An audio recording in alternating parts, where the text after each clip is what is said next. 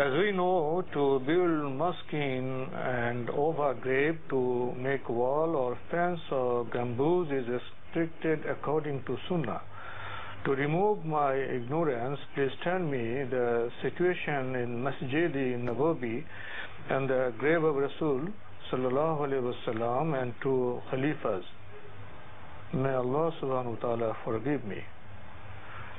ওই আপনার কবরের উপরে যে ফেন্সি ওয়াল বা গম্বুজ ইত্যাদি তো করা ইসলামে ঠিক নয়। তো সেক্ষেত্রে রাসূল ইসলামের যে মসজিদে নববী বা তার যে সেখানে কবর বা অন্যদের সাহাবার যে কবর, এই অবস্থা সম্পর্কে জানতে চাচ্ছেন। উনি যে প্রশ্নটি করেছেন একটু স্পষ্টকাতর প্রশ্ন।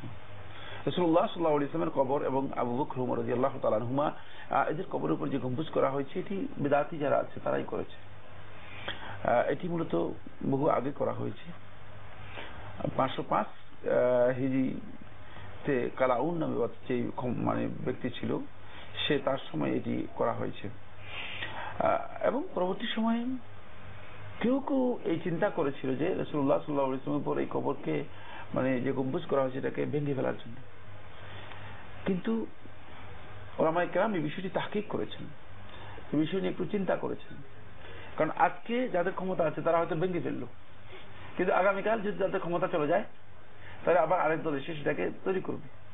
ফলে রাসূলুল্লাহ সাল্লাল্লাহু আলাইহি ওয়াসাল্লাম কবর নিয়ে একটা মানে খেলনার বিষয় হয়ে দাঁড়াবে। এটি রাসূলুল্লাহ সাল্লাল্লাহু আলাইহি ওয়াসাল্লামের শানের পরিপন্থী কাজ। তাই এটাকে এখানে স্টপ করে দেওয়া হয়েছে যাতে করে এই বিষয়ে সাদ্দাল জারিআ আর কেউ রাসূল সাল্লাল্লাহু আলাইহি ওয়াসাল্লাম কবরের বিষয় নিয়ে কোনো ধরনের মানে খেলতামাশায় লিপ্ত না হয়, কোনো ধরনের মানে খারাপ কাজ করার চেষ্টা না করে।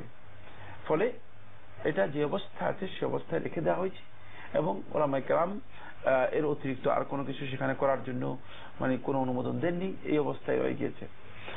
এটা মূলত দলিল নয়, যেহেতু করেছে যারা তারা মানে পরবর্তী সময় 505 হিজরির কথা আমরা বলেছি, যদি 505 হিজরির কথা বলে থাকি মানে এটা হলো 6ষ্ঠ শতাব্দী, হিজরি 6ষ্ঠ শতাব্দীতে শুরুতে করা হয়েছে।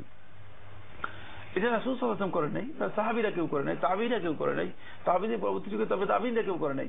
সুতরাং এটা দলিল হিসেবে গ্রহণ করার কোনো সুযোগ নেই। কয়েকশো বছর পরে করা হয়েছে এবং এটাকে দলিল হিসেবে গ্রহণ করে কেউ এই কথা বলার সুযোগ নেই। বা সেখানে বলা হয়েছে রাসূলুল্লাহ সাল্লাল্লাহু আলাইহি ওয়াসাল্লাম নির্দেশ দিয়েছেন, ওয়ালা কাবরান মুশরিফান ইল্লা সাওয়াইতাহু, যদি কোনো উঁচা কবর দেখো সেটাকে তুমি মাটির সাথে সমান করে দাও, মিশিয়ে দাও। কারণ কবর পূজা আমাদের বিধান নয়, আমাদের কাজ নয়।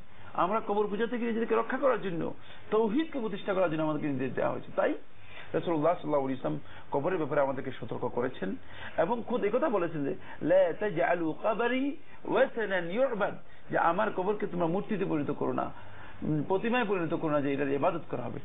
রাসূলুল্লাহ সাল্লাল্লাহু আলাইহি ওয়াসাল্লাম কবরকে পরবর্তী সময়ে কেউ হিদায়াত থেকে মাহরুম, বিদআতে লিপ্ত এই ধরনের গোষ্ঠীরা রাসূল সাল্লাল্লাহু আলাইহি ওয়াসাল্লাম কবরকে এভাবে করেছে। কিন্তু সুন্নাহর অনুসরণ যারা করেছে সত্যিকার ভাবে তারা দেখেছে যে রাসূল সাল্লাল্লাহু আলাইহি ওয়াসাল্লাম কবরের সাথে যাতে বেয়াদবি না হয় থাকে, এই জন্য এই বিষয়টি নিয়ে আর অগ্রসর হননি, এটাকে এভাবে ছেড়ে দিয়েছেন। সুতরাং এটাকে দলিল হিসেবে পেশ করে কবর উপর সদু নির্মাণ করা, গম্বুজ নির্মাণ করা, এগুলোর দলিল দেয়া এটি বিভ্রান্তি, এটি মোটেও বৈধ নয়। এবারের মেইলটি করেছেন লতা, লিখেছেন সাম পিপল সে দ্যাট নবী sallallahu alaihi wasallam rauza made by brick and stone, so it is a mazar, so why we don't go to mazar? রাসূল করিম সাল্লাল্লাহু আলাইহি ওয়াসাল্লামের রওজা মুবারক যেহেতু ইট পাথর দিয়ে তৈরি, তো সেটিকে মাজার বলা যেতে পারে। আর রাসূল করিম সাল্লাল্লাহু আলাইহি ওয়াসাল্লামের রওজা যদি এভাবে ইট পাথর দিয়ে তৈরি হয় তাহলে অন্যদের ক্ষেত্রে অসুবিধা কোথায়? মাজার জিয়ারতেই অসুবিধা কোথায়? তিনি কি দেখেছেন যে এটি ইট পাথরের তৈরি বা এখানে সৌধ তৈরি করা হয়েছে? এই ইনফরমেশন সত্য নয়, ঐতিহাসিক ভুল কথা এটা। জি, ওখানে যারা আমরা গিয়েছি বহুবার দেখেছি, ভেতরটাও দেখেছি, স্পষ্ট যে সেখানে কোনো সৌধ তৈরি করা হয়নি। সেটা তো আয়েশার বাড়ি ছিল, আয়েশার বাড়ি ছিল এবং এটা বহুকাল মসজিদের বাইরে ছিল।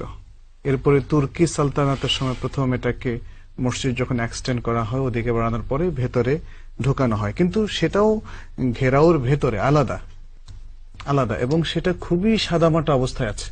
পাশে আছে আবু বকর রাদিয়াল্লাহু তাআলা আনহুর কবর এবং ওমরের কবর, কোনটার মধ্যে কোনো জৌলুস নেই, সেখানে কোনো নির্মাণ নাই। এটা হয়তো আয়েশার ঘর, ঘরের ভিতরে দাফন করা হয়েছে এবং এটা হচ্ছে কবর রওদা যেটা উনি বলছেন, রওদা তো হচ্ছে পাশে, হ্যাঁ, ভিন্ন জিনিস। রওদাতুম মিন মা রিয়াদিল বাইনা জান্নাহ। কবরি ওয়া মিনবারি মিনবারি। রওদাতুম মিন রিয়াদিল জান্নাহ, যেটা সহিহ হাদিসের মধ্যে এসেছে। তো আমার কবর এবং মিম্বরের মাঝখানে জায়গাটা হচ্ছে রওদাতুম মিন রিয়াদিল জান্নাহ। মানুষ প্রায় ভুল করেন, রিয়াদুল জান্নাহ তারা বলে ফেলেন, কবরকে রওজা মনে করে। রওজা বলেন। অনেক ধন্যবাদ। আমাদেরকে এই মুহূর্তে যেতে হবে একটি বিরতি।